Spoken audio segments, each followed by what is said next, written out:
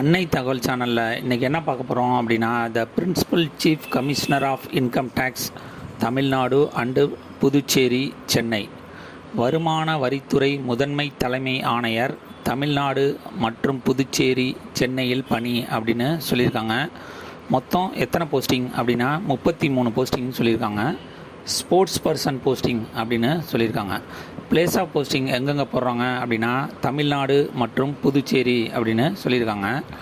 First என்ன posting call for பண்ணியிருக்காங்க அப்படின்னா income tax inspectors 11 posting call for பண்ணியிருக்காங்க. எனி டிகிரி முடித்தவங்க இதுக்கு விண்ணப்பிக்கலாம் அப்படின்னு சொல்லியிருக்காங்க.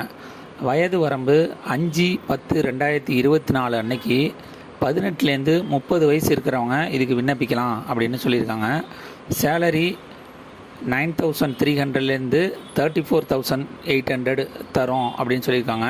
அதை விட ப்ளஸ் கிரேடு பே 4,600. இது லெவல் வந்து BP2 அப்படின்னு சொல்லியிருக்காங்க. Second tax assistants 11 posting call for பண்ணியிருக்காங்க. எனி டிகிரி மற்றும் 1 மணி நேரத்தில் 8000 வேர்டு டைப் அடிக்க தெரிஞ்சவங்க, டேட்டா என்ட்ரி தெரிஞ்சவங்க இதுக்கு விண்ணப்பிக்கலாம் அப்படின்னு சொல்லியிருக்காங்க. வயது வரம்பு 5/10/2024 அன்னைக்கு 18லேருந்து 27 வயசு இருக்கிறவங்க இதுக்கு விண்ணப்பிக்கலாம் அப்படின்னு சொல்லியிருக்காங்க.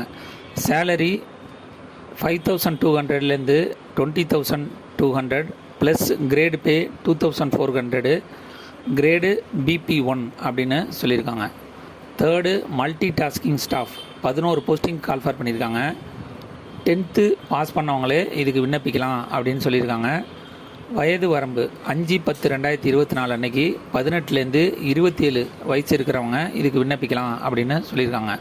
சேலரி 5,200லேருந்து 20,200 ப்ளஸ் கிரேட் பே 1,800. இது BP1 லெவல் அப்படின்னு சொல்லியிருக்காங்க. எந்தெந்த ஸ்போர்ட்ஸுக்கெல்லாம் வேக்கன்சி இருக்குது அப்படிங்கிறத 1 by 1 பார்க்கலாம். ஹாக்கிக்கு 1 men 1 womanக்கு போஸ்டிங் இருக்குது அப்படின்னு சொல்லியிருக்காங்க. ஃபுட்பாலுக்கு 1 men 1 woman, பேஸ்கெட் பாலுக்கு 1 men 1 woman, கிரிக்கெட்டுக்கு 2 men 1 woman எடுக்கிறாங்க. கபடிக்கு 1 men 1 woman எடுக்கிறாங்க. வாலிபாலுக்கு 1 ஆண் 2 பெண் எடுக்கிறாங்க. செஸ்ஸுக்கு 1 ஆண் 2 பெண் எடுக்கிறாங்க. லான் டென்னிஸ்க்கு 1 ஆண் 1 பெண் எடுக்கிறாங்க.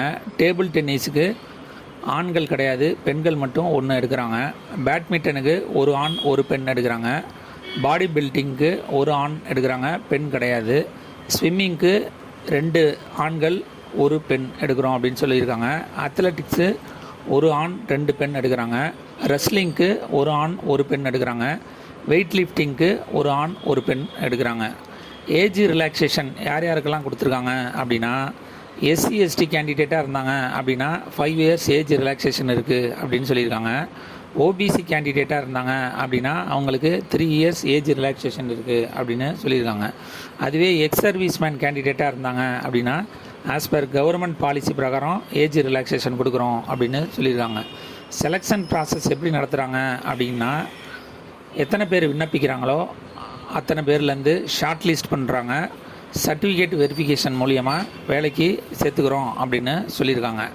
விண்ணப்பிக்க கடைசி நாள் 5/10/2024.